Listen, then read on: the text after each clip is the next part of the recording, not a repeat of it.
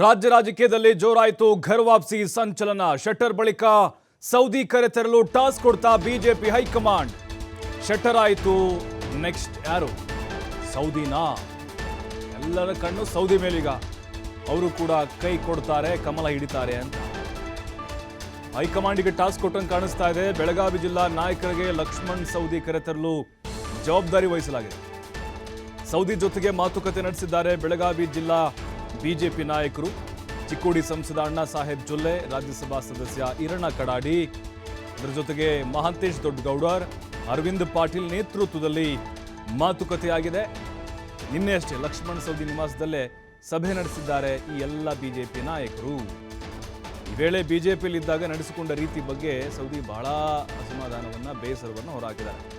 ಕೆಲ ನಾಯಕರು ಪಕ್ಷದಲ್ಲಿ ನಡೆಸಿಕೊಂಡ ರೀತಿ ಬಗ್ಗೆ ಹೇಳಿಕೊಂಡಿದ್ದಾರೆ ಸೌದಿ. ಈಗ ಯಾವ ನಂಬಿಕೆ ಮೇಲೆ ಪಕ್ಷಕ್ಕೆ ಬರಲಿ? ನಾನು ಹೇಗೆ ನಡೆಸ್ಕೊಳ್ಬೋದು? ನನ್ನ ಡಿಮ್ಯಾಂಡನ್ನು ಈಡೇರಿಸ್ಬೋದಾ?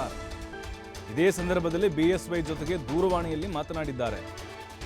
ನೋಡಿ, ಈಗ ಸೌದಿಯವರ ನಡೆ ಕುತೂಹಲಕ್ಕೆ ಕಾರಣ ಆಗ್ತಾ ಇದೆ. ನಿನ್ನೆ ಅವ್ರ ಮನೆಯಲ್ಲೇ ಬಿಜೆಪಿ ನಾಯಕರು ಸಭೆಯನ್ನು ಮಾಡಿದ್ದಾರೆ.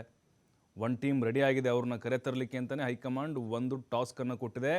ಟೀಮ್ ಆಲ್ರೆಡಿ ರೆಡಿ ಇದೆ, ಮಾತುಕತೆಗಳು ನಡೀತಾ ಇದೆ. ಸೌದಿಯವರು ಹೇಳ್ತಿದ್ದಾರೆ, ಯಾವುದೇ ಕಾರಣಕ್ಕೂ ನಾನು ಕಾಂಗ್ರೆಸ್ಸನ್ನು ಬಿಟ್ಟು ಹೋಗೋದಿಲ್ಲ, ಶೆಟ್ಟರ್ ಅವರು ನಾನು ಒಂದೇ ಟೈಮ್ಗೆ ಹೋಗಿಲ್ಲ. ಆದರೆ ಏನೇ ಇರ್ಬೋದು, ಶೆಟ್ಟರ್ ಅವರ ಮನಸ್ಸು ಹೆಂಗಿತ್ತು ಅಂತ ಹೇಳಿದ್ರೆ, ದೇಹ ಮಾತ್ರ ಕಾಂಗ್ರೆಸ್ನಲ್ಲಿತ್ತು, ಮನಸ್ಸೆಲ್ಲ BJPನೇ. ಸೌದಿಯವ್ರದ್ದು ಕೂಡ ಹಾಗೆ ಈಗ. ಯಾಕೆಂದರೆ ಅವರು ಅಲ್ಲಿಂದಲೇ ಬಂದಂಥವ್ರು ಸೈದ್ಧಾಂತಿಕವಾಗಿ.